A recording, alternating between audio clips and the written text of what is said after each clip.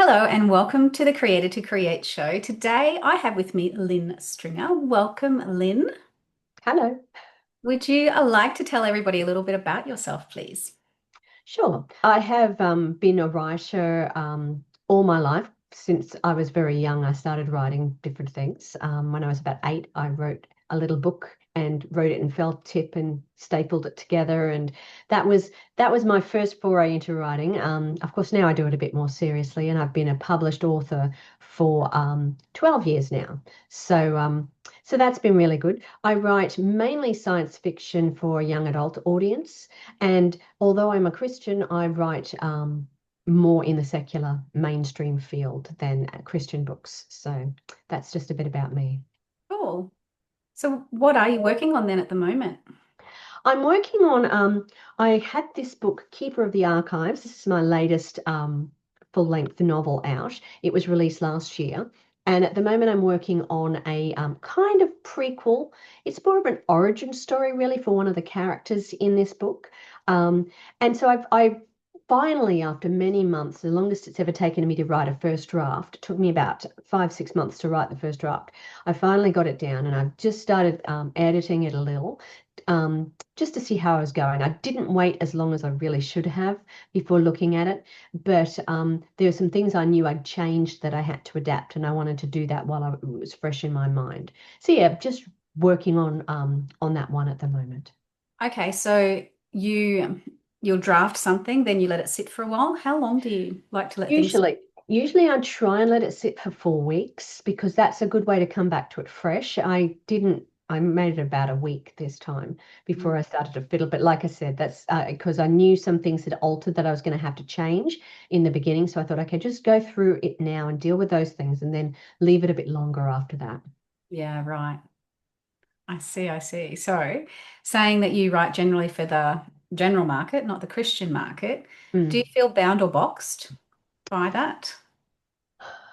Not really. Probably about the only thing I do is being aware as a Christian that that it's known that I'm a Christian. It's difficult because some people will, if you know I'm a Christian, you'll say, "Oh, she should be fitting into this box," but I'm not.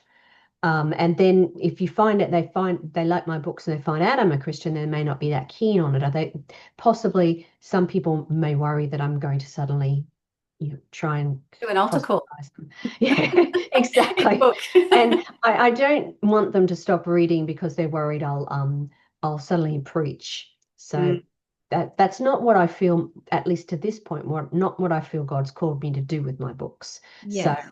so that's not something Yeah, I've the wanted books, to I do. haven't read all of them, but your books are still very wholesome and from a perspective of a Christian worldview as such without Yes, preaching. that's Yeah. correct. Yes, they Yeah. are about that. Mhm. There's no ickiness in your books. I like them. Well, I don't know if you'd say no ickiness. It probably depends on your description of icky. What's icky? So, for example, in this one, I've got it has a little touch of Frankenstein in it.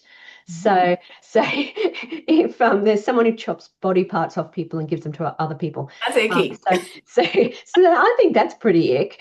Yeah, yeah. In fact, Do I want to read someone it now? well, it's not hugely graphic in terms of how it shows that. So it's not too bad, although I have had a friend who read it in her review. She says it's a touch of the macabre. So I think that's an accurate assessment. Right. Yeah. And so, being a Christian, your personal influence on your writing, what's that look like? Your journey as yeah. It's more like try and always be aware that I want my characters, the protagonists, the main characters whose journey you go on. They don't always have to be necessarily nice. They're certainly not wholesome necessarily, but they should be striving towards a lighter side. And their journey hopefully takes them somewhere where they get to sort of the light if they weren't there in the beginning. Mm. Like the one in this one, Eden, she comes from a dark family life. Her father's an alcoholic. The city she lives in, which was rebuilt after a global catastrophe, that's very segregated. So she's in the poor sector and she's trying to support her family, but she struggles awfully with the idea of that element of her. And I mean, she wants to help her family absolutely, and her two brothers and her sister, but she does get the opportunity at one stage to go elsewhere, to move into a different accommodation, and she takes it, but is racked with guilt because she's leaving her family behind. But part of the reason she moves is because she gets a job, which means she can support them. But it's difficult for her to then go back because she's aware that's where her father is, or sometimes is, and she just doesn't want to deal with him. So she has this tension of not wanting to deal with things. And too, that happens in the course of the story too, where she's required to help people in the course of it. And she would rather just hide and not have to be involved in things because she finds it too confronting to do that. So that's a challenge she has to face in the Hmm. story. Hmm. I see, I see. Um, so is that reflective of your personal journey in any way, or taken from experience of other people that you see, or I think there's certainly Eden, interestingly enough, she has probably the least of me in her. But in that element, it I do have similarities. Of course, being an introvert, sometimes I would prefer just to sneak around so nobody can see me, and just not necessarily to be that social because it's sometimes confronting. So I guess in that sense, that's something she's inherited from me in that element. I think all my main characters have an element of me somewhere, although sometimes they're difficult to find. So only you know. Is that what you're saying? yes, yeah. So sometimes it's hard to find exactly which element of me has ended up in this person. Yeah, yeah, fair enough. And have you ever felt judged for what you write? Yes, yes. I'm trying to. It may be something I've put more on myself though, because if I go to a conference with Christian writers, they'll be all talking about how, they're writing specifically Christian and how they're hoping that it has a gospel outreach and has a message. And honestly, I write because I just like stories. And and I do want to provide something for a young adult audience that doesn't have a lot of access on darkness and doesn't have some of the things like my books are romances, but they're not smutty or graphic or anything like that, which a lot of YA books are these days. And so I try and concentrate on that, but I do sometimes feel like gosh, I'm not am I really using my writing for God? It doesn't feel like that. But I can't really distinguish whether that's pressure I've put on myself or if it has come from outside. Sometimes I think it's just when you're around a lot of other authors who are Christians and you hear the way they talk about their books, that's just the feeling I come away with. But I don't know if it's um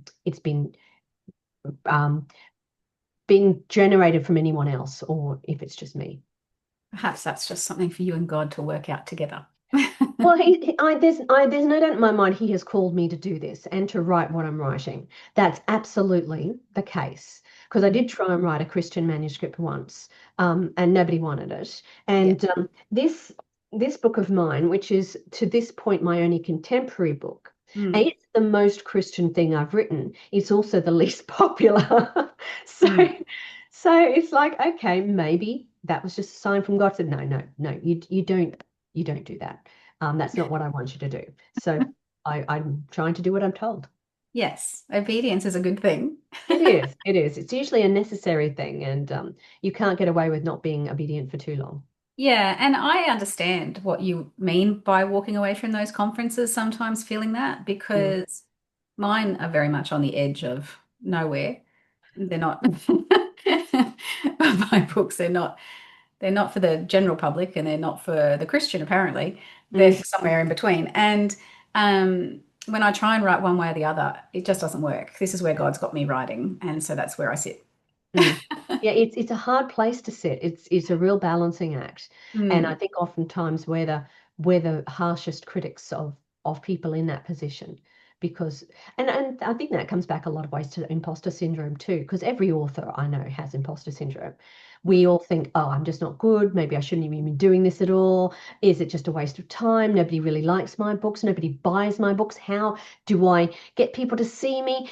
And do they really want to? Maybe it's better if they don't. So it's hard to overcome that kind of negativity that tends to leach over, I think, in every creative's life.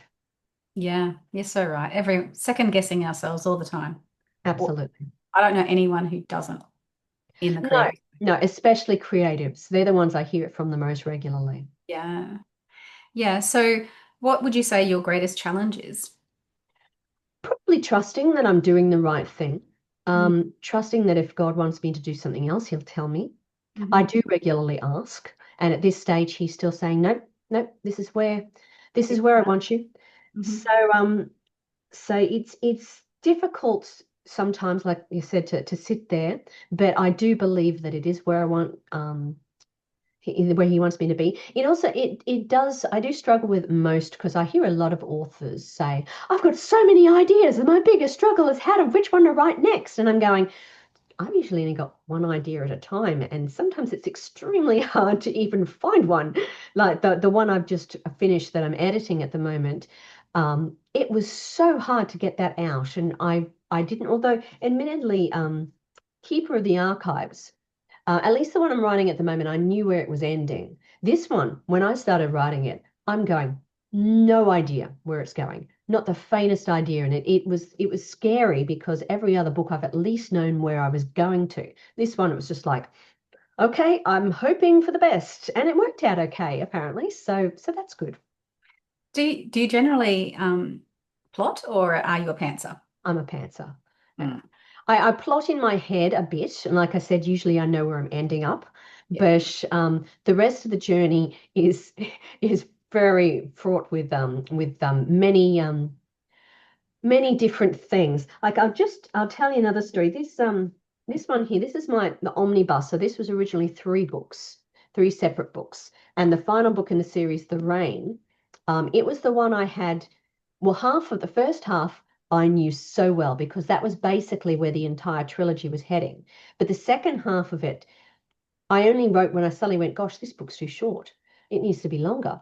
So when I remember many times writing that where I sat at the keyboard saying, not, I think I know where they're going, not the faintest clue how they're going to get there. And suddenly I'd put my hands on the keyboard and say, oh, okay, that's what's happening. And off they'd go. So the characters often tell me what their day's been like, and that's where I get my stories from. I get that completely. The characters tell me what's going on too. Yeah, we just write the accident report. That's all. Oh, it's so much fun, except the mess I end up with when I write like that. Well, that's if you're a pantser, because it doesn't really matter, because I'm an editor as well. So it doesn't matter if you're a pantser or a plotter, but if you are a pantser, you do have to be a strict editor, self-editor, and say, okay, I need to make sure this story works, because Mm, I know I will have deviated and meandered. That's what I'm doing with my manuscript at the moment that I'm working on. I know the way I started was not consistent with the way I ended up. So I've got to make sure I plug all those holes and just make sure everything works. yeah, it's a challenge. It is. So do you have any parting words for people who are wanting to write or just starting out? Get a good professional editor. That honestly, I see a lot of people. I've worked for both traditional publishers and self-publishing companies before. I do private editing as well. And probably the biggest problem I see with people who are trying to write or want their book out there is that they're going too fast. Um, it is a lot harder than it looks. And if you don't enjoy the writing of the manuscript, that's the best part.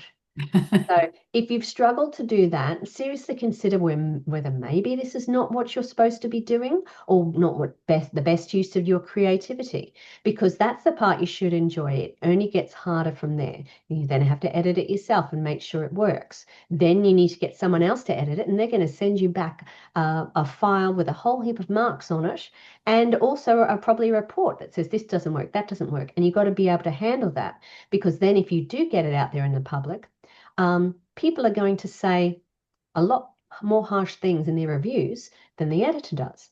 So you need to be prepared for that.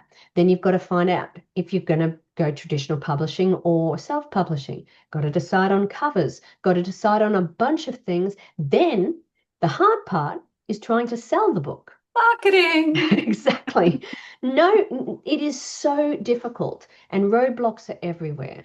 So definitely, if you don't enjoy the writing part, it may not be the best thing for you to do. But if you do enjoy that and you just want people to hear your stories, then stick it out and just seek other writers out to see how they've done things, see if you can get advice or good references for people like editors, cover designers, or whatever you need. That would be the best way forward. Excellent advice. Thank you so much. And thank you for joining me today. No problem. And I would just like to remind everyone you were created to create. Please hit the like button, subscribe, leave us a comment, ask us a question. We'd love to answer it for you. And we will see you again soon. Bye.